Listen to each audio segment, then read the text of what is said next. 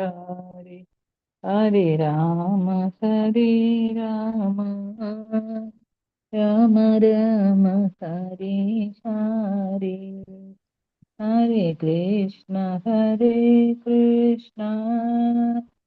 കൃഷ്ണ കൃഷ്ണ ഹരേ ഹരേ ഹരേ രാമ രാമ രാമ ഹരേ ഹരേ ഹരേ കൃഷ്ണ കൃഷ്ണ കൃഷ്ണ ഹരേ ഹരേ ഹരേ രാമ രാമ രാമ രാമ ഹരേ ഹരേ ഹരേ കൃഷ്ണ കൃഷ്ണ കൃഷ്ണ ഹരേ ഹരേ ഹരേ രാമ രാമ രാമ രാമ ഹരേ ഹരേ ഹരേ കൃഷ്ണ കൃഷ്ണ കൃഷ്ണ ഹരേ ഹരേ ഹരേ രാമ രാമ രാമ ഹരേ ഹരേ. ഹരേ കൃഷ്ണ മാതാജി, എല്ലാവർക്കും പ്രണാമം. ഹരേ കൃഷ്ണ. ഹരേ കൃഷ്ണ. മാതാജി ഹരേ കൃഷ്ണ. ഹരേ കൃഷ്ണ. നാരായണം നമസ്കൃത്യം നരം ചൈവ നരോത്തമം ദേവീം സരസ്വതിം വ്യാസം തതോ ജയമുദീരയേത്. നഷ്ടപ്രായേഷ ഭദ്രേഷു നിത്യം ഭാഗവത സേവയാ ഭഗവതുത്തമ ശ്ലോകേ ഭക്തിർഭവതി നൈഷ്ഠികേ. മൂകം കരോതി വാചാലം പണ്ടും ലംഘയതേ ഗിരിം യത്കൃപാതമഹം വന്ദേ ശ്രീഗുരും ദീനതാരിണം ശ്രീചൈതന്യമീശ്വരം. ഓം അജ്ഞാനതിമിരാന്ധസ്യ ജ്ഞാനാഞ്ജനശലാഖയാ ചക്ഷുരുന്മീലിതം യേന തസ്മൈ ശ്രീഗുരവേ നമഃ. ശ്രീചൈതന്യമനോഭീഷ്ടം സ്ഥാപിതം യേന ഭൂതലേ സ്വയം രൂപകഥാമഹ്യം ദദാതി സ്വപദാന്തികം. വന്ദേഹം ശ്രീഗുരോ ശ്രീയുതപദകമലം ശ്രീഗുരൂൻ വൈഷ്ണവാംശ്ച ശ്രീരൂപം സാഗ്രജാതം സഗഗണ രഘുനാഥാന്വിതം തം സജീവം സാദ്വൈതം സാവധൂതം പരിജനസഹിതം കൃഷ്ണചൈതന്യദേവം ശ്രീരാധാകൃഷ്ണപാദാൻ സഗഗണ ലളിത ശ്രീവിശാഖാന്വിതാംശ്ച. ഹേ കൃഷ്ണ കരുണാ സിന്ധോ ദീനബന്ധോ ജഗത്പദേ ഗോപേശ ഗോപികാന്ത രാധാകാന്ത നമസ്തുതേ. ഭക്തകാഞ്ചന ഗൗരാംഗീ ശ്രീരാധേ വൃന്ദാവനേശ്വരി വൃഷഭാനുസുതേ ദേവി പ്രണമാമി ഹരിപ്രിയേ. വാഞ്ചകൽപതരൂപശ്ച കൃപാ സിന്ധുഭ്യൈവ ച പതിതാനാം പാവനേഭ്യോ വൈഷ്ണവേഭ്യോ നമോ നമഃ. നമോ ഓം വിഷ്ണുപാദായ കൃഷ്ണപ്രേഷ്ഠായ ഭൂതലേ ശ്രീമതേ ജയപതാക സ്വാമിനിധി നാമിനെ. നമാചാര്യപാദായ നിധായ കൃപപ്രദായിനെ ഗൗരകഥാധാമതായ നഗരഗ്രാമതാരിണെ. നമോ ഓം വിഷ്ണുപാദായ കൃഷ്ണപ്രേഷ്ഠായ ഭൂതലേ ശ്രീമതേ ഭക്തിവേദാന്ത സ്വാമിനിധി നാമിനെ. നമസ്തേ സരസ്വതേ ദേവേ ഗൗരവാണി പ്രചാരിണെ നിർവിശേഷ ശൂന്യവാദി പാശ്ചാത്യദേശതാരിണെ. ജയ ശ്രീകൃഷ്ണ ചൈതന്യ പ്രഭു നിത്യാനന്ദ ശ്രീ അദ്വൈത ഗദാധര ശ്രീവാസാദി ഗൗരഭക്തവൃന്ദ. ഹരേ കൃഷ്ണ കൃഷ്ണ കൃഷ്ണ ഹരേ ഹരേ ഹരേ രാമ രാമ രാമ ഹരേ ഹരേ. ഹരേ കൃഷ്ണ കൃഷ്ണ കൃഷ്ണ ഹരേ ഹരേ ഹരേ രാമ രാമ രാമ ഹരേ ഹരേ. ഹരേ കൃഷ്ണ കൃഷ്ണ കൃഷ്ണ ഹരേ ഹരേ ഹരേ രാമ രാമ രാമ ഹരേ ഹരേ. ഹരേ കൃഷ്ണ. എല്ലാവർക്കും പ്രണാമം. ശ്രീ ശ്രീരാധാ ഗോവിന്ദ മന്ദിർ ഇസ്കോൺ മാംഗ്ലൂരിന്റെ ഭക്തി സദാചാർ ക്ലാസ്സിലേക്ക് എല്ലാവർക്കും സ്വാഗതം. ഹരേ കൃഷ്ണ. ഹരേ കൃഷ്ണ മാതാജി പ്രണാമം. ഹരേ കൃഷ്ണ പ്രണാമം. നമ്മളിന്നിപ്പോ ഇത് നമ്മുടെ ഈ ഇതാണ് വൈഷ്ണവ ആചാരങ്ങളെ കുറിച്ച് വരുന്ന ലാസ്റ്റ് ക്ലാസ് ആണ്. ഇന്നത്തോടെ ഈ ടോപ്പിക്ക് കഴിയാണ്. ഒരുവിധം എല്ലാവർക്കും മനസ്സിലായി കാണുമെന്ന് വിചാരിക്കുക. അപ്പൊ നമ്മൾ ചർച്ച ചെയ്തുകൊണ്ടിരുന്നത് പ്രഭാഷണങ്ങളെ കുറിച്ചാണ്. അപ്പൊ എന്താണ് ഹരേ കൃഷ്ണ. മാതാജി ഇനി റിപ്പീറ്റ് ഉണ്ടാവില്ലല്ലോ മാതാജി? ഇല്ല, ഇതോടെ കഴിഞ്ഞു. ഇനി വേറെ ടോപ്പിക്ക് നമ്മൾ എടുക്കും. ഇത് പ്ലേലിസ്റ്റ് ഉണ്ട് മാതാജി, അത് ഇട്ട് കേട്ട് നോക്കിയാൽ മതി. മണിഭൂഷണ മാതാജി പ്ലേലിസ്റ്റ് തയ്യാറാക്കിയിട്ടുണ്ട്.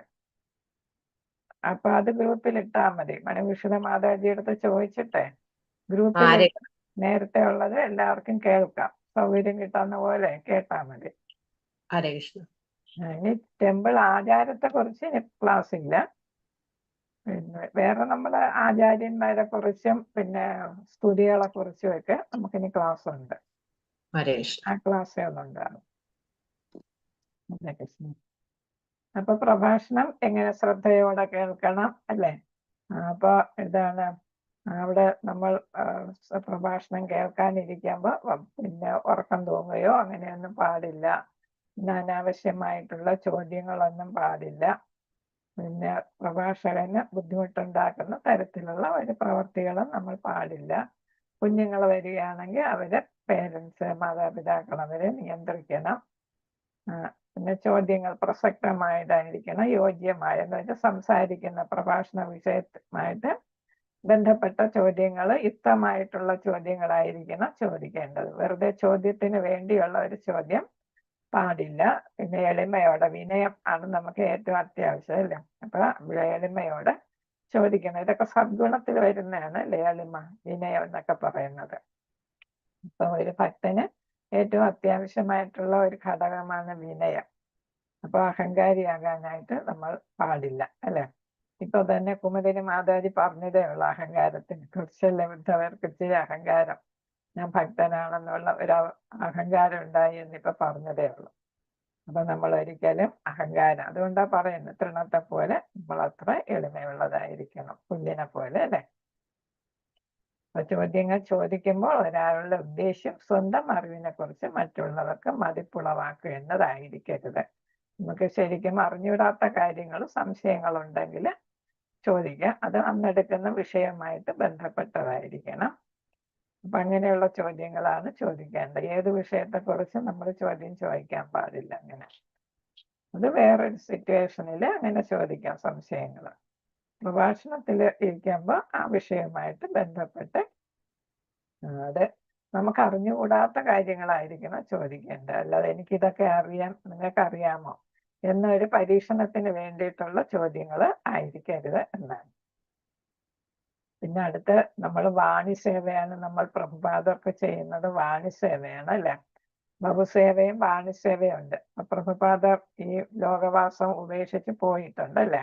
ഭൗതിക ശരീരം ഉപേക്ഷിച്ച് പോയി. അദ്ദേഹം തന്നെ പറഞ്ഞിരുന്നു, ഞാൻ ഒരിടത്തും പോയിട്ടില്ല, ഞാൻ ഇവിടെ തന്നെ ഉണ്ടാകും എൻ്റെ ബുക്കുകളിലൂടെ എന്ന് ശ്രീല പ്രഭുപാദർ ശിഷ്യന്മാരോട് പറഞ്ഞിരുന്നു.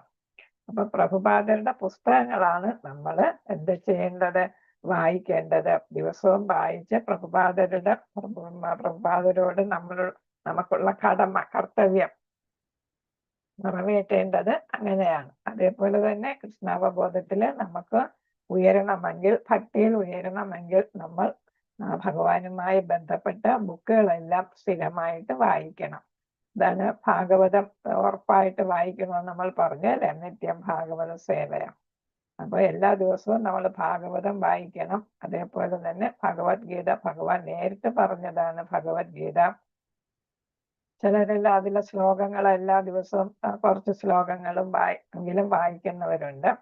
അപ്പൊ അങ്ങനെ എല്ലാ ദിവസവും കുറച്ച് ശ്ലോകം വായിക്കുക, ഭാഗവതം വായിക്കുക, ഭാഗവതത്തിലെ ക്ലാസ്സുകൾ അറ്റൻഡ് ചെയ്യുക. ബുക്ക് ഉണ്ടെങ്കിൽ പിന്നെ ശ്ലോകം, ചിലരയിൽ ശ്ലോകം കാണും, ചിലരയിൽ ബുക്ക് തന്നെ കാണും. അപ്പൊ അതൊക്കെ നമ്മൾ ഭക്തിയോടെ അത് വായന നടത്തണം. പിന്നെ എവിടെയെങ്കിലും കേൾക്കാൻ പറ്റുന്ന അവസരങ്ങളിലെല്ലാം കേൾക്കണം. പിന്നെ ശ്രീല പ്രഭുപാദർ തന്നെ പറഞ്ഞിട്ടുണ്ട്, ഇസ്കോണിൽ ഇല്ലാത്ത ലേഖകരുടെ പുസ്തകങ്ങൾ ഒഴിവാക്കണമെന്നാണ്. കാരണം എന്താണ്? അതില് വ്യാഖ്യാനങ്ങൾ തെറ്റായിട്ടുള്ള വ്യാഖ്യാനങ്ങളായിരിക്കും അതിൽ കാണുക. അപ്പൊ യഥാർത്ഥ നമ്മളത് വായിക്കണ്ടെന്ന് പറയുമ്പോൾ നമ്മളെ പിടിച്ച് ഇതില് നമുക്കൊരു സ്വാതന്ത്ര്യം തരുന്നില്ല എന്നുള്ള ഒരു ചിന്തയല്ല വേണ്ടത്. ഗുരുപാദർ അങ്ങനെ പറയുന്നതിന് വ്യക്തമായിട്ടുള്ള കാരണമുണ്ട്. കാരണം എന്താണ്? മായാവാദികളും നിരീശ്വരവാദികളും അതേപോലെ എല്ലാ പേരും എന്ത് ചെയ്യുന്നു? ഭഗവത്ഗീതയും ഭാഗവതവും എല്ലാം അതിനെക്കുറിച്ച് വ്യാഖ്യാനങ്ങൾ എഴുതുന്ന കാലമാണ് അല്ലെ. അപ്പൊ അങ്ങനെയുള്ള വ്യാഖ്യാനങ്ങൾ വായിക്കുമ്പോൾ നമ്മൾ വഴിതെറ്റിപ്പോകാനായിട്ടുള്ള സാധ്യതയുണ്ട്. അത് ഒഴിവാക്കാനായിട്ടാണ് അങ്ങനത്തെ ബുക്കുകൾ വായിക്കരുത് എന്ന് പറയുന്നത്. അപ്പൊ ഏറ്റവും പ്രധാനം നമ്മൾ വായിക്കേണ്ടത് ഭഗവത്ഗീത, ഭാഗവതം, ഇതെല്ലാം ശ്രീല പ്രഭുപാദരുടെ ഏതാണ് യഥാരൂപം എന്ന ബുക്കാണ് വായിക്കേണ്ടത്. അതേപോലെ തന്നെ അദ്ദേഹത്തിന്റെ ബുക്കുകളുടെ ഒരു ലിസ്റ്റ് തന്നെ കൊടുത്തിട്ടുണ്ട്. ശ്രീകൃഷ്ണ പരമദിവ്യോത്തമ പുരുഷൻ, ശ്രീ ചൈതന്യ മഹാപ്രഭു, അദ്ദേഹത്തിന്റെ ജീവിതവും ശിക്ഷണങ്ങളും, പിന്നെ ശ്രീ ചൈതന്യ ശിക്ഷാമൃതം, ഉപദേശാമൃതം, ഈശോപനിഷത്ത്, ഇതൊക്കെ നമ്മൾ ലെവൽ 3-ലും പിന്നെ ഭക്തിശാസ്ത്രി ക്ലാസ്സിലും ഒക്കെ പഠിക്കുന്നതാണ്. പിന്നെ വരുന്നത് അന്യഗ്രഹങ്ങളിലേക്ക് ഒരു സുഗമയാത്ര, കൃഷ്ണാവബോധം, ഒരു വഴികാട്ടി, നമ്മളെപ്പോഴും അത്യാവശ്യമായിട്ട് ഭക്തർ വായിച്ചിരിക്കേണ്ടതാണ്. ഇതെല്ലാം കുഞ്ഞു കുഞ്ഞു ബുക്കുകളാണ്. കൃഷ്ണാവബോധം, ഒരു വഴികാട്ടി, പിന്നെ കുന്തി ദേവിയുടെ ഉപദേശങ്ങൾ, ഭക്തിരസാമൃത സിന്ധു, അത് നമ്മൾ പഠിക്കുന്നതാണ്. പിന്നെ വരുന്നത് ധർമ്മം, മുക്തിയുടെ മാർഗം, ഭക്തി, ശാശ്വത പ്രേമത്തിന്റെ കല, ഉദാത്തം, അതീന്ദ്രിയം, സാഖ്യയോഗം, പ്രഹ്ലാദ സന്ദേശം, ആത്മഗവേഷണം, സ്രോതസ്, ഉറവിടം. എവിടെ നിന്നാണ് ഇതെല്ലാം ഉറവിടം വരുന്നത് എന്നുള്ളതാണ് അല്ലെ. ജീവസത്തകളും പ്രകൃതിയിലെ എല്ലാം പ്രാപഞ്ചിക വസ്തുക്കളെല്ലാം എവിടെ നിന്നാണ് ഉത്ഭവിക്കുന്നത്, അങ്ങനെയൊക്കെയുള്ള കാര്യങ്ങളൊക്കെ മനസ്സിലാക്കാം.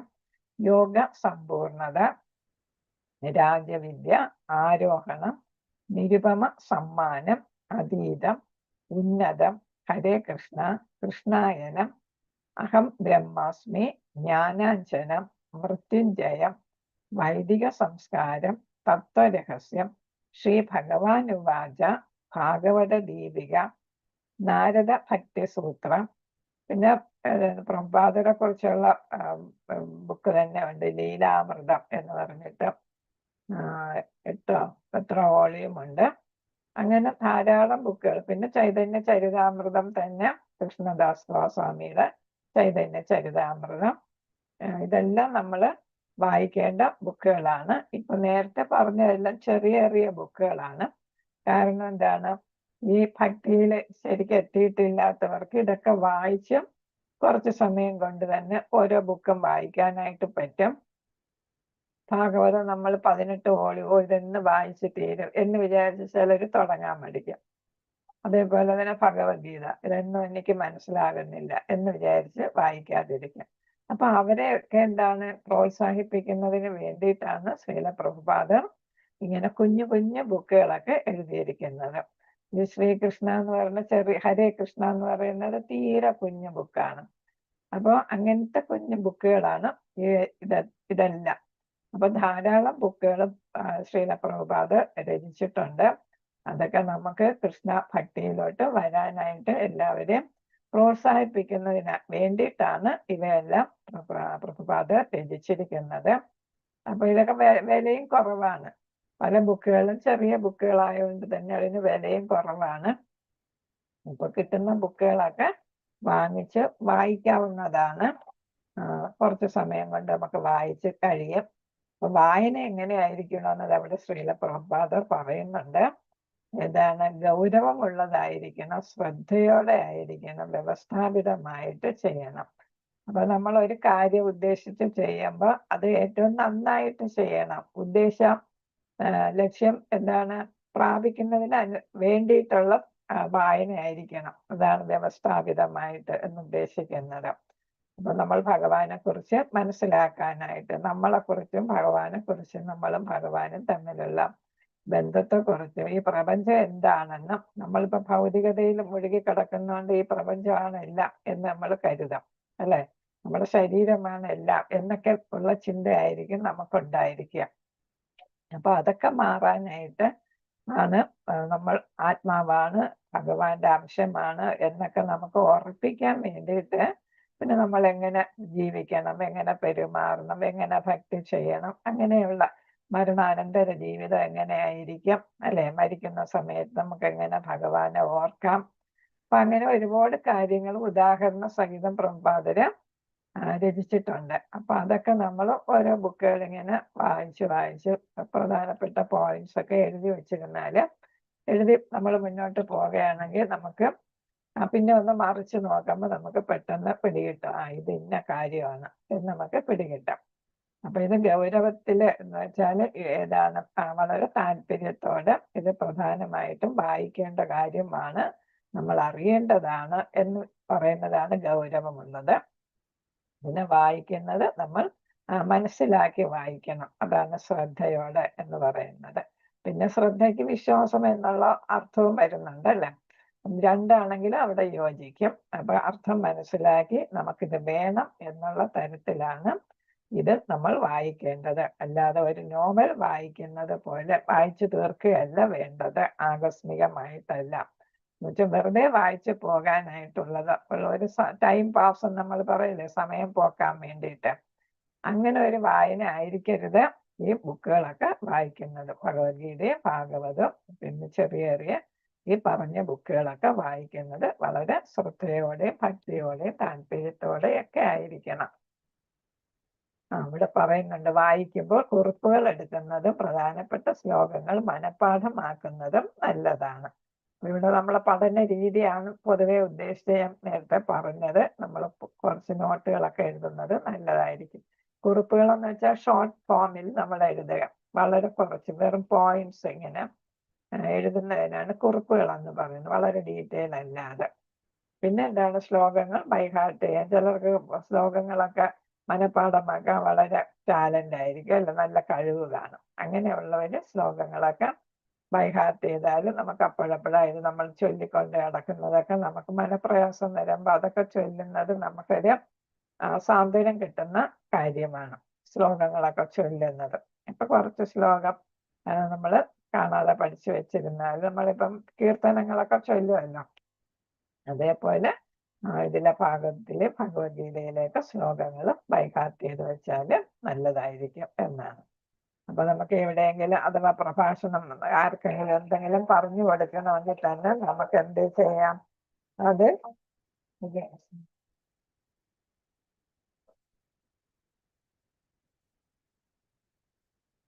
നമുക്ക് ഇതൊക്കെ ശ്ലോകമൊക്കെ ചൊല്ലി പറയുമ്പോൾ അത് വളരെ ഒരു മിനിറ്റ്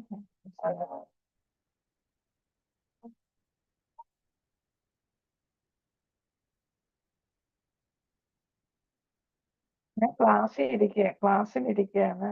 കട്ട് ചെയ്യും. ഹരേ കൃഷ്ണ കട്ട് ചെയ്യും.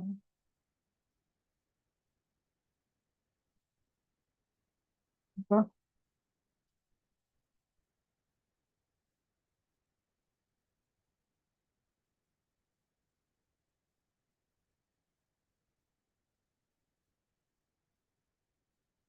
മോനെ ഞാൻ ക്ലാസ്സിലിരിക്കുകയാണെന്ന്, ലൈവ് ഇട്ടിരിക്കുക, ക്ലാസ്സിലിരിക്കുക. ഏത് ക്ലാസ്? സദാചാർ ക്ലാസ്.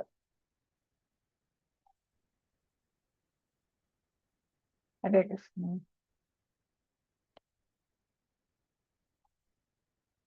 ഹരേ കൃഷ്ണ. കേൾക്കാമോ മാതാജി?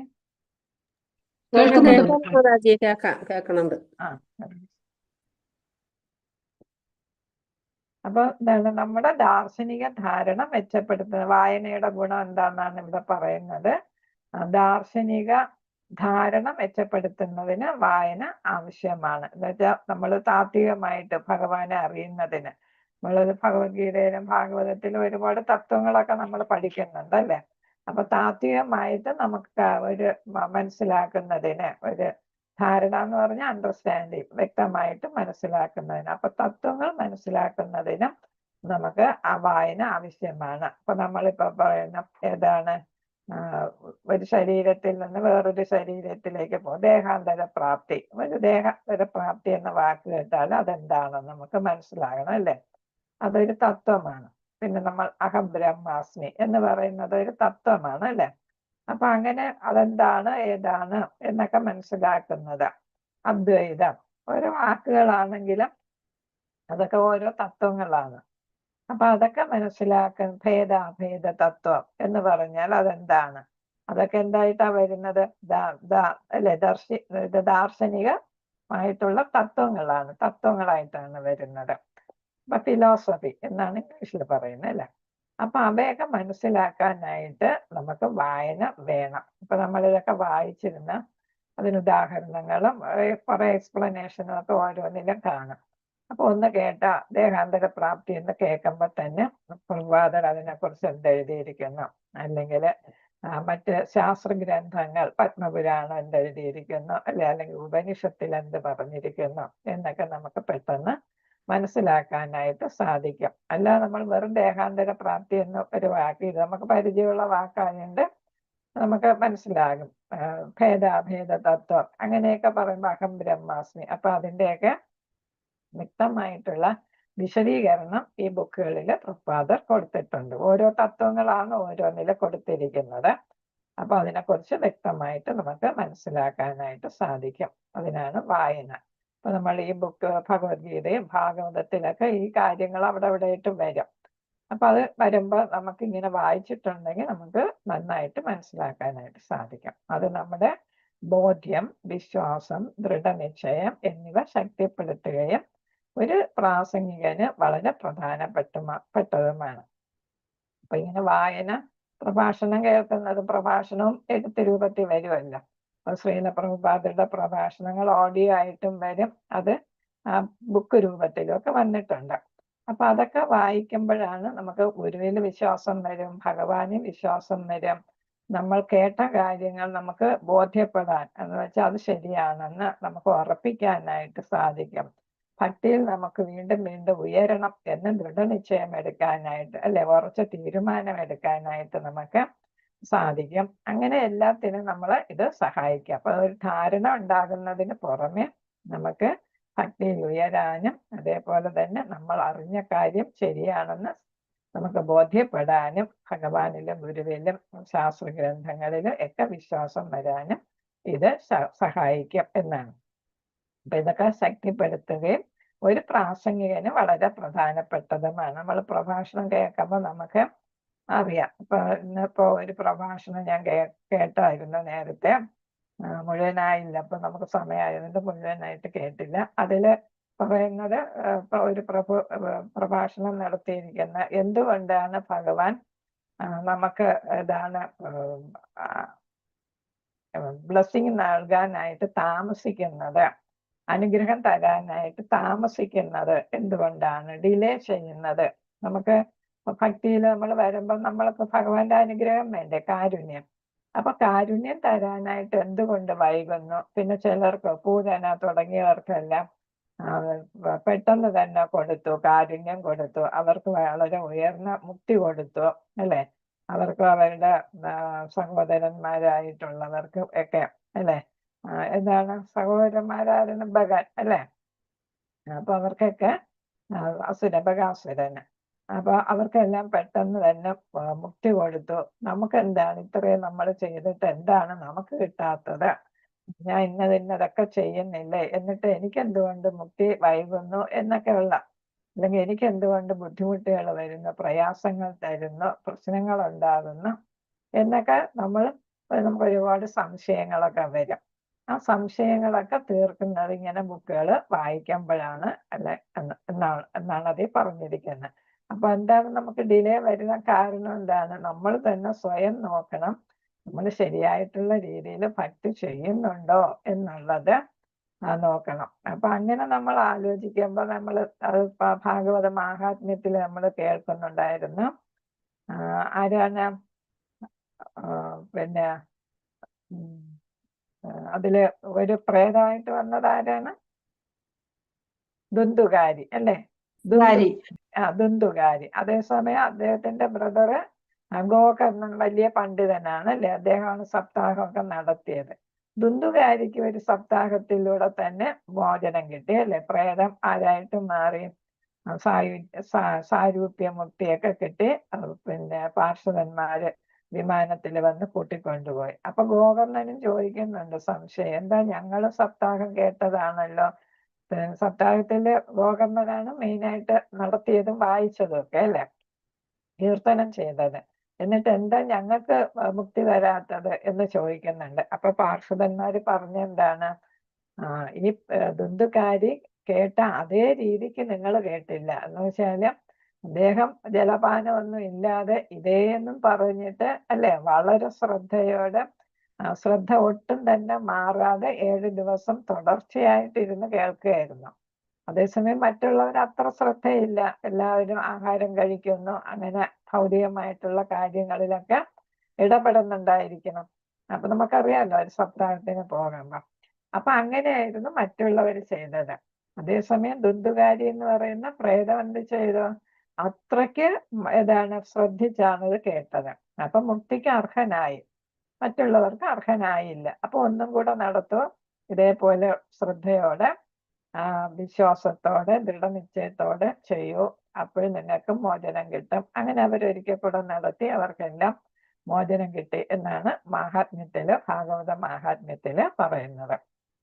അപ്പൊ ഒരു പ്രാസംഗികൻ പ്രസംഗിക്കുമ്പോ ഇത് ഒരുപാട് കാര്യങ്ങൾ ഇന്ന് ആ പ്രഭു കോട്ട് ചെയ്തു. അപ്പൊ നമ്മൾ ഇതിങ്ങനെയൊക്കെ വായിച്ച് വന്നാല് നമുക്കൊരു പ്രഭാഷണം നടത്തുമ്പോ അവിടെ നമുക്ക് ശ്ലോകങ്ങൾ ചൊല്ലാം, അതുമായിട്ട് ബന്ധപ്പെട്ട് വരുന്ന ശ്ലോകങ്ങളും അതേപോലെ തന്നെ ഒരുപാട് ഉദാഹരണങ്ങളും ഒക്കെ കൊടുക്കാനായിട്ട് സാധിക്കും. അങ്ങനെയാണ് ഒരു പ്രഭാഷണം വളരെ മെച്ചപ്പെടുന്നത്. കേൾക്കുന്നവർക്ക് അതുകൊണ്ട് പ്രയോജനം വരണം അല്ലെ. മറ്റേ നമ്മൾ പ്രസംഗം കേൾക്കാൻ പോയാൽ നമുക്ക് ബോറായി എന്ന് പറയാം അല്ലെ. ഇതങ്ങനെയല്ല. അപ്പൊ അത് കേൾക്കാനായിട്ട് നമുക്ക് താല്പര്യം വരണമെങ്കിൽ നമ്മൾ ഈ തരത്തില് അതില് ശ്ലോകങ്ങളും ഉദാഹരണങ്ങളും ഒക്കെ കൊടുത്ത് വേണം ചെയ്യാനായിട്ട്. അപ്പൊ പിന്നെ പറയുന്നു, വായന എന്നത് ശ്രവണം കൂടിയാണ്. നമ്മൾ വായിക്കുമ്പോൾ നമ്മൾ നമ്മൾ ഉറക്കെ വായിക്കുകയാണെങ്കിലും മനസ്സിൽ വായിച്ചാലും അത് ശ്രവിക്കുന്നുണ്ട്, മനസ്സിലാണെങ്കിലും നമ്മളത് ശ്രവിക്കുന്നു. ഉറക്കെ വായിച്ചാല് കൂടുതൽ ശ്രവണം, കൂടുതൽ കൃത്യമായിട്ടുള്ള ശരിയായിട്ടുള്ള ശ്രവണം ആകും. അപ്പൊ നമുക്ക് വായന അത്യാവശ്യമാണ് എന്നാണ് ഇവിടെ പ്രഭുപാദർ പറയുന്നത്. എവിടെ നിന്ന് വായിക്കാൻ കിട്ടുമെന്നുള്ളതിന് മറുപടി ഇതാ കിടക്കുന്നു. www.isconDesiretree.com ലഭ്യമായ പ്രഭാഷണങ്ങളുടെ വിപുലമായ ശേഖരം പ്രയോജനപ്പെടുത്തണം. നേരത്തെ പറഞ്ഞതുപോലെ പ്രഭുപാദരുടെ തന്നെ പ്രഭാഷണങ്ങൾ ധാരാളം ഉണ്ട്, ആയിരക്കണക്കിന് പ്രഭാഷണങ്ങളുണ്ട്.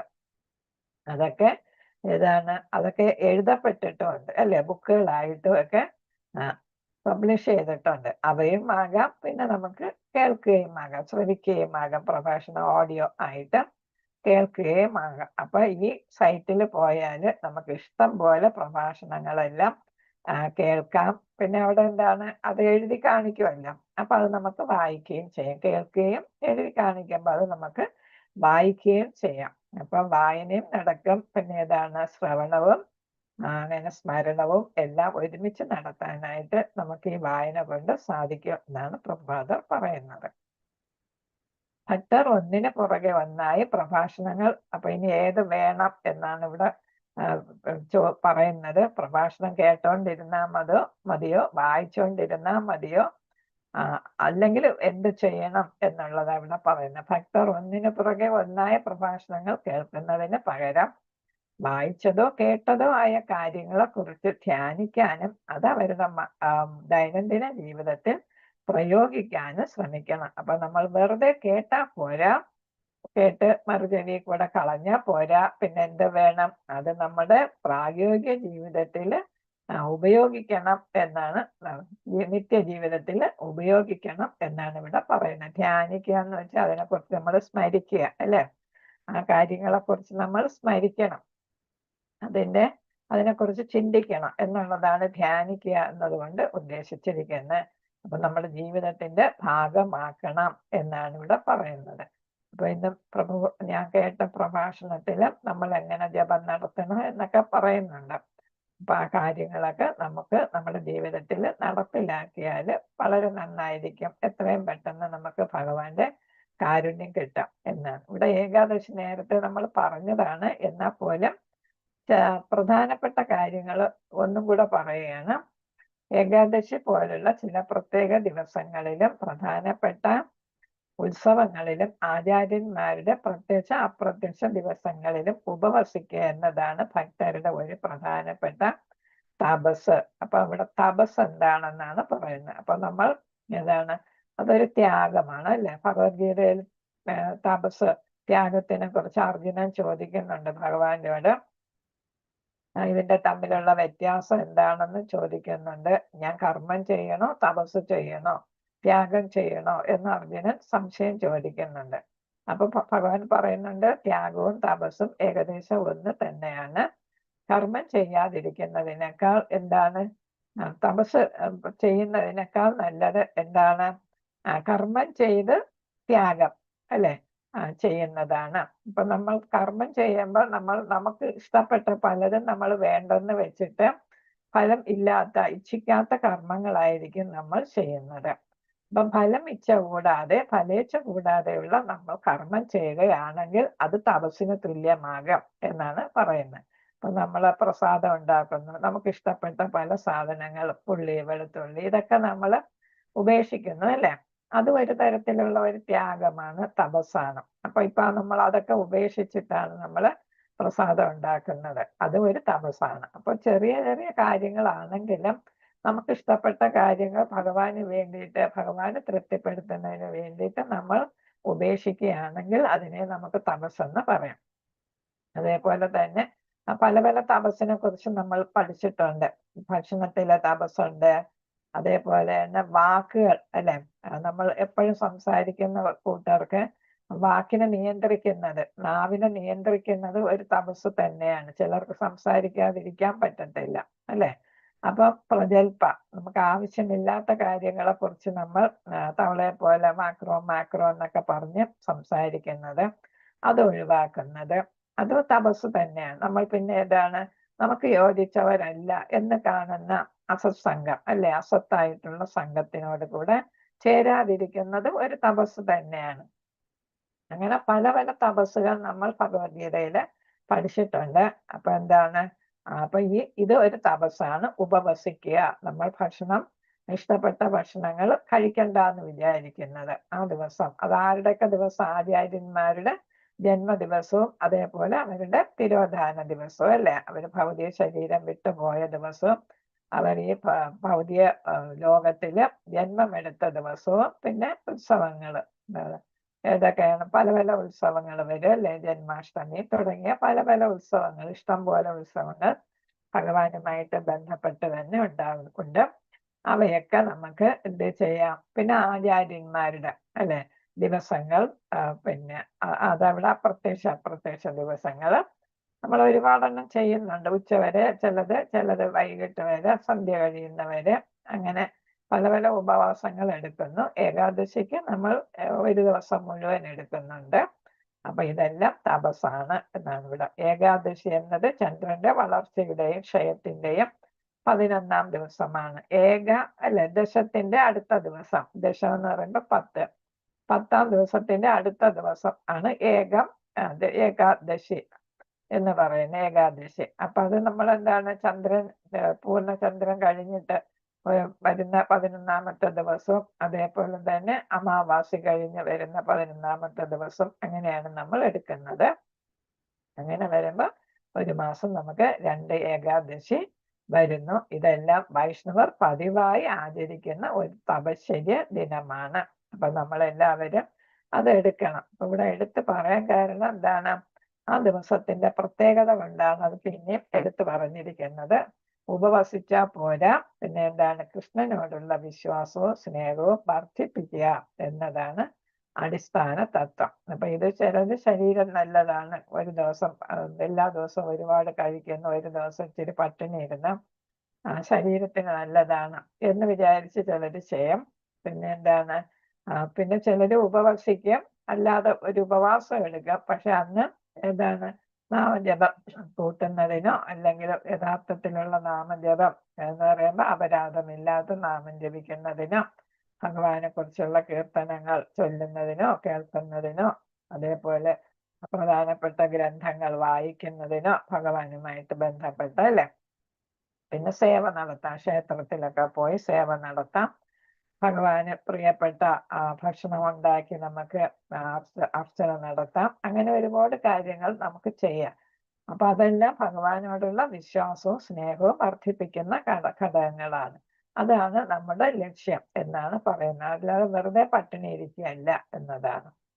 അതിനാൽ എല്ലാ ഭക്തരും ഏകാദശി ഉപവാസം അനുഷ്ഠിക്കണം. എന്തിനു വേണ്ടി? കൃഷ്ണനോടുള്ള വിശ്വാസവും സ്നേഹവും വർദ്ധിപ്പിക്കുന്നതിന് വേണ്ടി. ഏകാദശി ദിനത്തിൽ ഉപവാസം അനുഷ്ഠിക്കുന്നതിനുള്ള കാരണം ശരീരത്തിന്റെ ആവശ്യം കുറയ്ക്കുകയും ജപം, ശ്രവണം, ഭക്തി സേവനം എന്നിവയിൽ കൂടുതൽ സമയം ചെലവഴിക്കുകയും ചെയ്യുക എന്നതാണ്. അന്നത്തെ ദിവസം നമ്മൾ ഭക്ഷണം കുറച്ചുണ്ടാക്കിയാൽ മതി അല്ലേ? എല്ലാ സമയം ഭക്ഷണം കഴിക്കാൻ വേണ്ടിയിട്ടുള്ള ഭക്ഷണം ഉണ്ടാക്കി സമയം കളയണ്ട. പകരം എന്താണ് നമ്മൾ ചെയ്യേണ്ടത്? ജപിക്കുക, ശ്രവിക്കുക, ഭക്തി സേവനം ചെയ്യുക. അങ്ങനെ സമയം കൂടുതൽ ഭക്ഷണത്തിന് ഉണ്ടാക്കുന്നതിനുള്ള സമയം ഉണ്ടാക്കുകയും കഴിക്കുകയും ചെയ്യുന്നതിന് പകരം സമയം കൂടുതൽ ജപം, ശ്രവണം, ഭക്തി സേവനം എന്നിവയ്ക്ക് ഉപയോഗിക്കണം എന്നാണ്. ഏകാദശിക്ക് 25 അതിലധികമോ മാല ഭക്തന്മാർക്ക് ജപിക്കാം എന്നാണ് ശ്രീല പ്രഭുപാദർ ശുപാർശ ചെയ്തിരിക്കുന്നത്. ഇപ്പൊ 16 മാലയ്ക്ക് പകരം അന്നേ ദിവസം ബാക്കി ജോലികളൊക്കെ കുറയ്ക്കുമ്പോൾ കൂടുതൽ സമയം കിട്ടും. ഇപ്പൊ മാല കൂടുതൽ ജപിക്കാം, ഭഗവാന്റെ ലീലകൾ ഓർമ്മിക്കാനും ശ്രമിക്കാനും ഉപദേശിക്കുന്നു. അപ്പൊ കൃഷ്ണ എന്നുള്ള ബുക്കോ അല്ലെങ്കിൽ ഭാഗവതം ബുക്കോ അങ്ങനെയൊക്കെയുള്ള ബുക്കുകളൊക്കെ വായിക്കുകയോ വായിക്കുന്നത് കേൾക്കുകയോ ഒക്കെ ചെയ്യാം. അപ്പൊ ഭഗവാന്റെ സ്മരണ അന്ന് കൂടുതലായിട്ട് ഉണ്ടാകും. അതൊക്കെ എങ്ങനെ ചെയ്യണമെന്നും കൂടെ പറയുന്നുണ്ട്. ശ്രീല പ്രഭുപാദർ സാധാരണയായി വേദങ്ങളിൽ നിർദ്ദേശിച്ചിരിക്കുന്ന ഏറ്റവും ലളിതമായ രീതിയിൽ ഏകാദശി വ്രതം അനുഷ്ഠിച്ചിരുന്നു എന്നാണ് പറയുന്നത്. അപ്പൊ ഇവിടെ പ്രഭുപാദർ പറയുന്നത് നമ്മുടെ ആരോഗ്യം എല്ലാം കണക്കിലെടുത്ത പ്രഭുപാദർ തന്നെ ഇതിൽ കൂടുതൽ പ്രചാരം കൊടുത്തത് 69 വയസ്സിന് ശേഷമാണ് അല്ലെ? അപ്പൊ 69 വയസ്സ് കഴിഞ്ഞിട്ടാണ് പ്രഭുപാദർ ഇസ്കോൺ തന്നെ 70 വയസ്സിലാണ് സ്ഥാപിക്കുന്നത് അല്ലെ? അപ്പൊ പ്രഭുപാദർക്ക് തന്നെ പല പല അസുഖങ്ങളൊക്കെ ഉള്ളതാണ്. ഹാർട്ടിനൊക്കെ പ്രശ്നം ഉണ്ടായിരുന്നല്ലോ. അപ്പൊ ആരോഗ്യം ഉണ്ടെങ്കിൽ കൃഷ്ണാവബോധം പ്രചരിപ്പിക്കാനായിട്ടും അല്ലെ, ഭക്തി വർദ്ധിപ്പിക്കാനും ഒക്കെ സാധിക്കും. അപ്പൊ അതുകൊണ്ട് പ്രഭുപാദർ ചെയ്തിരുന്ന എന്തായിരുന്നു? വേദങ്ങളിൽ നിർദ്ദേശിച്ചിരിക്കുന്ന ഏറ്റവും ലളിതമായ രീതിയിലാണ് ഏകാദശി വ്രതം അനുഷ്ഠിച്ചിരുന്നത് എന്നാണ് പറയുന്നത്. അതായത് അന്നേ ദിവസം ധാന്യങ്ങൾ, പയർവർഗ്ഗങ്ങൾ, പട്ടാണി, കടലവർഗ്ഗങ്ങൾ, പരിപ്പ് എന്നിവ കഴിക്കുന്നത് ഒഴിവാക്കി. അപ്പം ഗ്രെയിൻസ് അല്ലെ? അപ്പൊ അതിനൊരു കഥയുണ്ട് അല്ലെ? കലിയെടുത്ത് പരീക്ഷത്ത് രാജാവ് എവിടെ വസിച്ചോളാണ്? ധാന്യങ്ങളിലൊക്കെ പോയി വസിച്ചോളാൻ പറഞ്ഞിട്ടുണ്ട്. അപ്പൊ അങ്ങനെ പരീക്ഷത്ത് രാജാവിനോട് അല്ലേ പറഞ്ഞു? രാജാവല്ലേ? ഞാൻ അങ്ങനെയാണ് ഓർക്കുന്നത്. അപ്പൊ അങ്ങനെ എനിക്ക് എവിടെ വസിക്കാം? സ്വർണത്തിൽ വസിക്കാം എന്ന് പറഞ്ഞു. പിന്നെ വേറെ സ്ഥലങ്ങൾ പറഞ്ഞു അല്ലെ? ചൂതാട്ടം നടത്തുന്നിടത്ത്, പിന്നെ മദ്യശാല അല്ലെ, വേശ്യകളുള്ളിടത്ത്, അങ്ങനെയൊക്കെ പറഞ്ഞു. പിന്നെ സ്വർണം കൂടുതലുള്ളിടത്ത്. അപ്പൊ കലിയെടുത്തല്ല പറഞ്ഞത്. പിന്നെ ആരെടുത്താണ് പറഞ്ഞത്? ഏകാദശി എന്ന് പറയുന്ന ദേവത അല്ലെ? ആ ദേവത എടുത്താണ്. ഇതെല്ലാം കേട്ടിട്ട് ആരും കറക്റ്റ് ചെയ്യാത്തുണ്ട്. ഹരേ കൃഷ്ണ. മാതാജി പറഞ്ഞത് ശരിയാണ്. കലീന്റെ അടുത്ത് പറഞ്ഞത് ഈ 4 യമനിയമങ്ങളിലുള്ള ആ കാര്യം അത് ഒഴിവാക്കുക. ഏകാദശി എടുത്താണ് ഇത് പറഞ്ഞത്, ധാന്യങ്ങളിൽ പോയി വസിച്ചു ഉള്ളൂ എന്ന് പറഞ്ഞത്. അപ്പൊ ഏതെങ്കിലും അറിയാതെ മിസ്റ്റേക്ക് വരികയാണെങ്കിൽ ഒന്ന് പറയണം. എല്ലാവരും ഇതൊക്കെ അറിയുന്നവരാണ്. ഹരേ കൃഷ്ണ. പറയുന്നതുകൊണ്ട് കുഴപ്പമൊന്നുമില്ല. ആരും ഞാൻ പ്രത്യേകിച്ചും പണ്ഡിതയൊന്നുമില്ല. അതുകൊണ്ട് നിങ്ങൾക്ക് ധൈര്യമായിട്ട് പറയാം. ഹരേ കൃഷ്ണ. അപ്പൊ ഏകാദശി എടുത്താണ് പറഞ്ഞത് അല്ലേ? അപ്പൊ ഇതിലൊക്കെ ധാന്യങ്ങളിലൊക്കെ പോയി വസിച്ചോളൂ എന്ന് പറഞ്ഞത്. അപ്പൊ നിർജ്ജല വ്രതം അടുത്തത് പറയുന്ന നിർജ്ജല വ്രതം, അതായത് ഭക്ഷണവും വെള്ളവും ഒഴിവാക്കല് എന്നറിയപ്പെടുന്ന പൂർണ്ണ ഉപവാസം അനുഷ്ഠിക്കാനും തന്റെ കടമകളും ഉത്തരവാദിത്തങ്ങളും നിർവഹിക്കാനും കഴിയുമെങ്കിൽ ഒരാൾക്ക് അങ്ങനെ ചെയ്യാം. ചിലർക്കൊരു വിഷമമുണ്ട്, എനിക്ക് നിർജ്ജല ഏകാദശി എടുക്കാൻ പറ്റിയില്ല. ചില ഭക്തർ പറയും ഞാൻ ഇന്നലെ നിർജ്ജല ഏകാദശി എടുക്കുന്നത് അല്ലെങ്കിൽ എടുക്കാനാണ് പോകുന്നത് എന്നൊക്കെ പറയുമ്പോൾ അത് ചെയ്യാൻ പറ്റാത്തവര് എന്താ അവർക്കൊക്കെ ഒരു വിഷമമായിരിക്കും. കാരണം എന്താണ്, മരുന്നൊക്കെ കഴിക്കുന്നവർ കാണും, പ്രായമുള്ളവർ കാണും, അവർക്ക് എടുത്ത് ശീലമില്ലാത്തതായിരിക്കും, അവർക്ക് അത്യാവശ്യം ആഹാരം കഴിക്കാതിരിക്കാൻ പറ്റത്തില്ല. അങ്ങനെയുള്ളവർക്കൊക്കെ ഇപ്പൊ എന്നെ പോലെയുള്ളവർക്ക് നിർജ്ജല ഏകാദശി ഒന്നും എടുക്കാൻ പറ്റത്തില്ല. എന്ന് വെച്ചാൽ നമ്മൾ മരുന്നൊക്കെ കഴിക്കുന്നവരാണ്. അപ്പൊ അങ്ങനെ വരുമ്പോ ഏതാണ് അത് പ്രഭുപാദർ തന്നെ പറയുന്നു, ഏതാണ് നമ്മുടെ പൂർണ്ണ ഉപവാസം അനുഷ്ഠിക്കാനും തൻ്റെ കടമകളും ഉത്തരവാദിത്വങ്ങളും നിർവഹിക്കാനും കഴിയുമെങ്കിൽ ഒരാൾക്ക് അങ്ങനത്തെ നിർജ്ജല ഏകാദശി എടുക്കാം. ചൈതന്യ മഹാപ്രഭു തന്നെ മുമ്പ് ക്ലാസ്സിൽ പറഞ്ഞ് ശിഷ്യന്മാര് നിർജ്ജല ഏകാദശി എടുത്തിട്ട് കിടന്ന് ഉറങ്ങുന്ന കണ്ടുവെന്നാണ്. അപ്പൊ ചൈതന്യ മഹാപ്രഭു തന്നെ പറഞ്ഞ് പോയി ഫ്രൂട്ട്സ് ഒക്കെ കഴിച്ചിട്ട് വരുമെന്ന്. അപ്പൊ എന്താണ്, നിർജ്ജല ഏകാദശി എടുത്തിട്ട് ക്ഷീണം മൂലം കിടന്ന് ഉറങ്ങുകയല്ല വേണ്ടത്. അപ്പൊ നമ്മള് ചിലർക്ക് ഉദ്യോഗം ഉണ്ടായിരിക്കും, അപ്പൊ കുടുംബകാര്യങ്ങൾ നോക്കാനൊക്കെ കാണും അല്ലെ, കുഞ്ഞുങ്ങളൊക്കെ കാണും. അപ്പൊ അങ്ങനെയുള്ളവര് നിർജ്ജല ഏകാദശി എടുക്കാനായിട്ട് സാധിക്കുമെങ്കിൽ എടുക്കണ്ടേ എന്നാണ്. ആരോഗ്യം ഒരു പ്രധാന ഘടകമാണ്. പ്രഭുപാദർ ഒരിക്കലും ആരോഗ്യം കളഞ്ഞ് വ്രതം എടുക്കാനായിട്ട് പറയാറില്ല. അപ്പൊ നമ്മുടെ ആരോഗ്യം നമുക്ക് അത്യാവശ്യമാണ്. കാരണം എന്താണ്, ആത്മാവിനെ മൂടി വെക്കുന്നത് ഏതാണ് നമ്മുടെ ശരീരമാണ് അല്ലേ. ശരീരം ആത്മാവിന്റെ കവർ എന്ന് പറയുന്നത് അല്ലേ. അപ്പൊ അതുകൊണ്ട് നമുക്ക് ആരോഗ്യം വേണം. അപ്പൊ അതനുസരിച്ച് വേണം എടുക്കുക. എന്ന ധാന്യങ്ങളും അതൊക്കെ ഏതിൽ പറയുന്നുണ്ട്, വേദങ്ങളിൽ പറയുന്നുണ്ട്. അപ്പൊ അതൊക്കെ ഒഴിവാക്കുക എന്നാണ്. ഹരേ കൃഷ്ണ. എന്നിരുന്നാലും നമ്മുടേത് ഒരു പ്രചാരണ ദൗത്യമാണ്.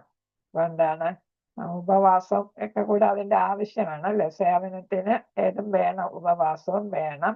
അപ്പൊ അതുകൊണ്ട് പ്രചാരണം ഇതെല്ലാം പ്രീച്ചിങ് ആണ് അല്ലെ. നമ്മുടെ ഒരു പ്രധാന ദൗത്യം എന്ന് പറയുന്ന പ്രീച്ചിങ് ആണ്. പ്രഭുപാദർ തന്നെ ഭാഗവതവും ഭഗവത്ഗീതയൊക്കെ പ്രീച്ച് ചെയ്യുകയായിരുന്നു അല്ലെ. അപ്പൊ നമ്മളിപ്പോ ചെയ്തുകൊണ്ടിരിക്കുന്നത് പ്രീച്ചിങ് ആണ്, പ്രചാരണമാണ്.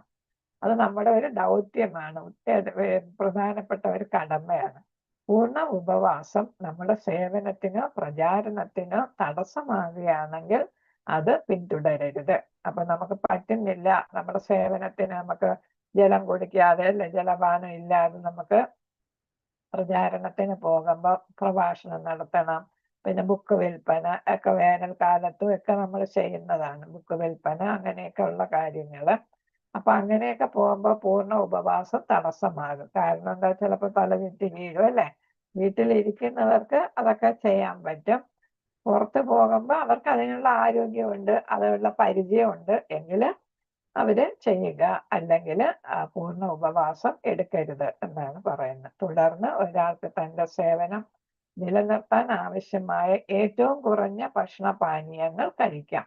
അപ്പൊ എന്താണ്, ഒരു ഏകാദശി ദിവസം എന്ന് പറയുന്ന മറ്റു ദിവസങ്ങളെ പോലെ നമ്മൾ ഒരുപാട് ആഹാരം കഴിക്കണ്ട. നമുക്ക് എന്താണ്, അത്യാവശ്യമായിട്ടുള്ള ആഹാരം മാത്രമേ അന്ന് കഴിക്കാവൂ. പാനീയങ്ങളെന്ന് പറയുമ്പോൾ ഈ വാങ്ങുന്ന പാനീയങ്ങളൊന്നും കഴിക്കാൻ പാടില്ല അല്ലെ. നമ്മളിപ്പോ നാരങ്ങ അതേപോലുള്ള കുടിക്കാമായിരിക്കും. സീഡുള്ളതൊന്നും കഴിക്കരുതെന്നാണ് പറയുന്നത്. അപ്പൊ അതുകൊണ്ട് അതൊക്കെ ശ്രദ്ധിച്ച് നമുക്ക് പാല് കഴിക്കാം അല്ലെ. അങ്ങനെയുള്ള കാര്യങ്ങൾ ശ്രദ്ധിച്ചാണ് പാനീയങ്ങളും. വാങ്ങുന്ന ഒരു പാനീയവും നമ്മൾ ഉപയോഗിക്കാൻ പാടില്ല. നിർജ്ജല ഭീമ ഏകാദശി, അതിന്റെ കഥ നമുക്കറിയാം അല്ലെ. ഭീമന് മറ്റുള്ളവരെല്ലാം വ്രതമെടുത്തപ്പോ ഭീമന് വ്രതമെടുക്കാൻ പറ്റുന്നില്ല. കാരണം എന്താണ്, ഭീമന് ഭക്ഷണം കഴിക്കാതിരിക്കാൻ പറ്റത്തില്ല അല്ലെ.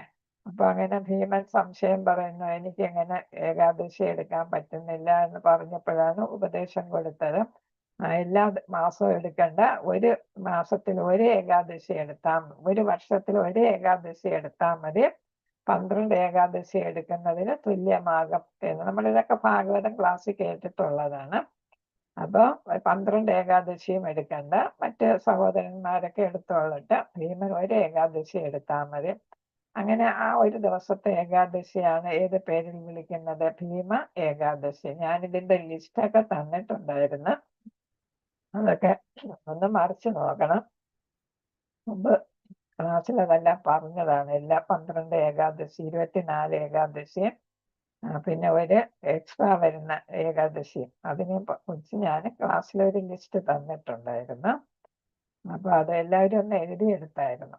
അപ്പൊ ഭീമ ഏകാദശി ദിനത്തിൽ പൂർണ്ണ ഉപവാസം അനുഷ്ഠിക്കാൻ പ്രത്യേക ശ്രമം നടത്തണം. എന്ന് വെച്ചാല് 12 മാസത്തെ ഉപവാസത്തിന് തുല്യമാകും ഒരു ദിവസം ഭീമ ഏകാദശി എടുത്താല് എന്നതുകൊണ്ട് പറ്റുന്നവരെല്ലാം പൂർണ്ണ ഉപവാസം എടുക്കാൻ, ആ ദിവസം പൂർണ്ണ ഉപവാസം എടുക്കാനായിട്ട് ശ്രമിക്കണം എന്നേ പറയുന്നുള്ളൂ. നിർബന്ധിച്ച് പറയുന്നില്ല എന്നാണ്. അപ്പൊ അതൊക്കെ നമ്മുടെ ആരോഗ്യമൊക്കെ നോക്കി നമ്മളത് എടുക്കുക. ഏകാദശി ദിനത്തിൽ എല്ലാ ഭക്തരും താഴെ പറയുന്ന ഭക്ഷണങ്ങൾ ഒഴിവാക്കണം. ധാന്യങ്ങൾ, ഗോതമ്പ്, അരി മുതലായവ, പരിപ്പ് വർഗ്ഗങ്ങൾ, ദാൽ അല്ലെ, പിന്നെ പയർ, ബീൻസ് തരം പച്ചക്കറികൾ. ബീൻസ് എന്ന് പറയുന്നത് വിത്തുള്ളതല്ലേ ബീൻസ്. അപ്പൊ അങ്ങനെ വിത്തുള്ള പച്ചക്കറികൾ അന്ന് ഒഴിവാക്കണം എന്നാണ് പറയുന്നത്. അതേസമയം നമുക്ക് ക്യാബേജ്, ക്യാരറ്റ് അങ്ങനെയുള്ളതൊക്കെ നമുക്ക് കഴിക്കാം. അതൊക്കെ നമ്മൾ മറ്റേ ഒരു പ്രത്യേക തരം ഉപ്പുമാവ് ഉണ്ടാക്കി കഴിക്കുമല്ലോ ആ ദിവസം. അപ്പൊ ആ തരത്തിന് അതെല്ലാം ഉപയോഗിക്കാം. ബീൻസ് പോലുള്ള പച്ചക്കറികൾ അന്ന് ഒഴിവാക്കുക. പിന്നെ ഏതാണ്? കടുക് വിത്തുകളും അവയിൽ നിന്നുള്ള ഉൽപ്പന്നങ്ങളും എന്ന് വെച്ചാൽ കടുകെണ്ണ എന്നാണ്. കടുകെണ്ണ, ഗോതമ്പ് മാവ് തുടങ്ങിയവയെല്ലാം അന്ന് ഒഴിവാക്കുക. മേൽപ്പറഞ്ഞ ഉൽപ്പന്നങ്ങൾ അടങ്ങിയ ഭക്ഷണങ്ങൾ പൊടിച്ച സുഗന്ധ വ്യഞ്ജനങ്ങളും ഉപയോഗിക്കുമ്പോൾ ശ്രദ്ധിക്കുക എന്നാണ്. അപ്പൊ എന്താണ് പൊടിച്ച സുഗന്ധ വ്യഞ്ജനങ്ങൾ? നമ്മൾ മസാല വാങ്ങൂലേ, ആ മസാലയില് നമുക്ക് ഏതാണ് കായം തുടങ്ങിയ കാര്യങ്ങളൊക്കെ ചേർത്തിട്ടുണ്ടാകും. കായം എന്ന് പറയുന്നത് ഒരു പശയാണ് അല്ലെ, പശ ഉപയോഗിക്കാൻ പാടില്ല എന്നുള്ളതാണ് അല്ലെ. കറ ഉപയോഗിക്കാൻ പാടില്ല, അതിനൊക്കെ കഥകളുണ്ടല്ലോ. അപ്പൊ ആ കായം അതുകൊണ്ട് ആ ദിവസം ഉപയോഗിക്കാൻ പാടില്ല, കറയായതുകൊണ്ട്. അതൊരു വൃക്ഷത്തിന്റെ കറയാണ്.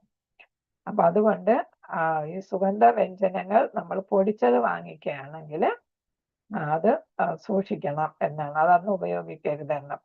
പൊടിച്ച സുഗന്ധ വ്യഞ്ജനങ്ങൾ, സ്പൈസസ്. അപ്പൊ നമുക്ക് പകരം ഗ്രാമ്പു അങ്ങനെയൊക്കെ നമുക്ക് ഇട്ട് നമുക്ക് വേണമെങ്കിൽ ഉരുളക്കിഴങ്ങ് കഴിക്കാം, ക്യാരറ്റ് കഴിക്കാം. അപ്പൊ സ്റ്റൂ ഒക്കെ ഉണ്ടാക്കണമെങ്കിൽ വാങ്ങിച്ച ഏതാണ് പൊടിയിടാതെ, നമ്മൾ അന്ന് എന്തായാലും ചുവന്ന പൊടി മുളക് ഉപയോഗിക്കാൻ പാടില്ല. ചുവന്ന മുളകൊന്നും അതൊന്നും ഉപയോഗിക്കാറില്ല.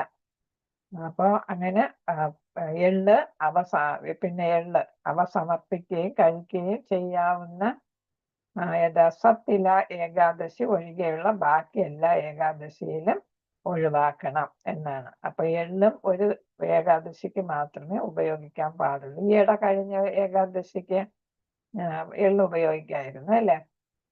അപ്പൊ ഇപ്പോഴത്തെ മുന്നത്തെ ഒരു ഏകാദശിയായിരുന്നു. അപ്പോ ആ ഏകാദശി അതുപോലുള്ള ദിവസമേ എള്ള്, അന്ന് എള്ള് ഉൽപ്പന്നങ്ങളൊക്കെ ഉണ്ടാക്കി വെക്കാൻ നമ്മളെ പ്രഭുജി പറയുന്നുണ്ടായിരുന്നു. അപ്പൊ എള്ളും നമ്മൾ ഉപയോഗിക്കരുത് എന്നുള്ളതാണ് ഒരു ദിവസം, ഒരു ഏകാദശി ഒഴികെ. ഏകാദശി വ്രതം വളരെ കർശനമായി നിരീക്ഷിക്കുന്ന ഒരാൾ കുരുമുളക്, പാറുപ്പ്, ജീരകം എന്നിവ ഒഴികെയുള്ള എല്ലാ സുഗന്ധ വ്യഞ്ജനങ്ങളും ഒഴിവാക്കണം. അപ്പൊ നമുക്ക് എരിവിന് വേണ്ടി കുരുമുളക് ഉപയോഗിക്കാം. പിന്നെ ഉപ്പ് എന്താണ്? പൊടി ഉപ്പല്ല അല്ലെ, പാറ ഉപ്പാണ്. പിന്നെ ജീരകം ഉപയോഗിക്കാം. അപ്പൊ ഇവ മതി നമുക്ക് അത്യാവശ്യത്തിന് അല്ലേ. ഇപ്പൊ കുരുമുളക്, പച്ചമുളക് ഉപയോഗിക്കാം. പാറ ഉപ്പ്, ജീരകം, പച്ചമുളക് ഉപയോഗിക്കാം. അപ്പൊ അതൊക്കെയാണ് അന്ന് ഉപയോഗിക്കേണ്ടതും ഉപയോഗിക്കേണ്ടാത്തതും ആയിട്ടുള്ള സാധനങ്ങള്. പിന്നെ ധാന്യങ്ങളുമായി കലർത്താൻ സാധ്യതയുള്ള പാചക ചേരുവകളൊന്നും ഉപയോഗിക്കരുത്. ഉദാഹരണത്തിന് പൂരി വറുക്കാൻ ഉപയോഗിച്ച നെയ്യ്, അത് ഉപയോഗിക്കരുത്. നെയ്യ് എന്താണ്? പൂരി വറുത്തിട്ട് ബാക്കി വരുന്ന നെയ്യ് അല്ലേ. അപ്പൊ പൂരി എന്ന് പറയുന്ന ഗോതമ്പിലല്ലേ. അപ്പൊ അത് ഗോതമ്പ് ഉപയോഗിച്ചതിന് തുല്യമാകും. അപ്പൊ അത് കാരണം നമ്മൾ എന്ത് ചെയ്യരുത്? പൂരി വറുക്കാൻ ഉപയോഗിച്ച നെയ്യോ എണ്ണയോ ഒന്നും ഉപയോഗിക്കാൻ പാടില്ല. അല്ലെങ്കിൽ ചപ്പാത്തി മാവുള്ള കൈകൊണ്ട് സ്പർശിച്ച സുഗന്ധ വ്യഞ്ജനങ്ങളും ഉപയോഗിക്കാൻ പാടില്ല എന്നാണ്. എന്നുവെച്ചാൽ ഒരു തരത്തില് നമ്മൾ ശരിക്ക് ഉപവാസം എടുക്കാൻ ഉദ്ദേശിക്കുകയാണെങ്കിൽ ഇവയെല്ലാം മാറ്റി നിർത്തണം. നമ്മൾ ചപ്പാത്തി കുഴയ്ക്കുക അങ്ങനെ എന്തെങ്കിലും ചെയ്താൽ കൈയൊക്കെ നന്നായിട്ട് കഴുകിയിട്ടൊക്കെ വേണം ഏതാണ് നമുക്ക് അന്ന് കഴിക്കാനുള്ള സാധനങ്ങൾ ഉണ്ടാക്കാനുള്ള പ്രസാദം ഉണ്ടാക്കാനെന്നാണ്. അപ്പൊ അത്രയ്ക്ക് വളരെ ശ്രദ്ധിക്കണമെന്നാണ് ഇവിടെ പ്രഭുപാദർ പറഞ്ഞിരിക്കുന്നത്. ഏകാദശി ദിനത്തിൽ നഖം മുറിക്കുന്നത് ഷേവ് ചെയ്യുന്നത് നിരോധിച്ചിരിക്കുന്നു. ഏകാദശി വ്രതം പിറ്റേന്ന് ദ്വാദശി പാരണ വ്രതം മുറിക്കാൻ ധാന്യങ്ങൾ ചേർത്ത പ്രസാദം കഴിക്കണം. അപ്പൊ പിറ്റേ ദിവസം നമുക്ക് സമയം ഇട്ട് തരുമല്ലോ. സൂര്യോദയം മുതൽ ചില ദിവസം കുറച്ചു നേരം കാണും, ചില ദിവസം 10 മണിയൊക്കെ വരെ ഉണ്ട് അല്ലെ. അപ്പൊ പാരണ എന്തായാലും നമ്മൾ വീട്ടിയാല് ഏകാദശി വ്രതം എടുത്തതിന്റെ ഫലം കിട്ടുമെന്നാണ് അല്ലെ. അപ്പൊ പിറ്റേ ദിവസം ഏതാണ് ധാന്യങ്ങൾ ചേർത്ത പ്രസാദം കഴിച്ചാണ് പാരണ വീട്ടേണ്ടത്. ആ സമയത്തിനുള്ളിൽ ഒരു പ്രത്യേക സമയത്തിനുള്ളിൽ ഉപവാസം അവസാനിപ്പിക്കണം. ഇതൊക്കെ നമ്മൾ ഉപവാസവുമായിട്ട് പാരണയുടെ വരുമ്പോഴും നമുക്ക് ദുർവാസാവും. പിന്നെ ആരാണ് രാജാവിന്റെ പേരെന്താണ്? അംബരീഷൻ. അംബരീഷ്. അംബരീഷ് അല്ലെ. അപ്പൊ അംബരീഷ് മഹാരാജാവിനെ പരീക്ഷിക്കാൻ പോയി. അവസാനം ആരെ പെട്ടത്? ദുർവാസാവ് മുനി എന്ത് ചെയ്ത് പെട്ടു അല്ലെ. അപ്പൊ നമ്മൾ ഏകാദശി വാക്ക് കേൾക്കുമ്പോ തന്നെ നമുക്ക് ദുർവാസാവിനെയും അംബരീഷിനെയും നമുക്ക് ഓർമ്മ വരും. അപ്പൊ ഏകാദശിയുടെ തീയതികൾക്കും ഉപവാസം അവസാനിപ്പിക്കേണ്ട സമയങ്ങൾക്കും ഏത് ഇസ്കോൺ കേന്ദ്രത്തിൽ നിന്ന് ലഭ്യമായ വൈഷ്ണവ കലണ്ടർ പരിശോധിക്കുക. വൈഷ്ണവ കലണ്ടറിൽ ഇതെല്ലാം വളരെ വ്യക്തമായിട്ട് കൊടുത്തിട്ടുണ്ട്. ഹരേ കൃഷ്ണ. വാഞ്ചകൽപതരൂപസ്യ കൃപാ സിന്ധുഭ്യവച പതിദാനം പാവനേഭ്യോ വൈഷ്ണവേഭ്യോ നമോ നമഃ. അനന്തകോടി വൈഷ്ണവ ഭക്തവൃന്ദ की जय. श्रील प्रभुपादर की जय. गुरु महाराज की जय. गौरनिधाय प्रेमानंदे. हरि हरि बोल. हरे कृष्ण कृष्ण कृष्ण हरे हरे, हरे राम राम राम हरे हरे, हरे कृष्ण कृष्ण कृष्ण कृष्ण हरे हरे, हरे राम राम राम हरे हरे, हरे कृष्ण कृष्ण कृष्ण हरे हरे, हरे राम राम राम हरे हरे. हरे कृष्ण माता हरे जी कृष्ण प्रणाम. माता जी, हरे कृष्ण.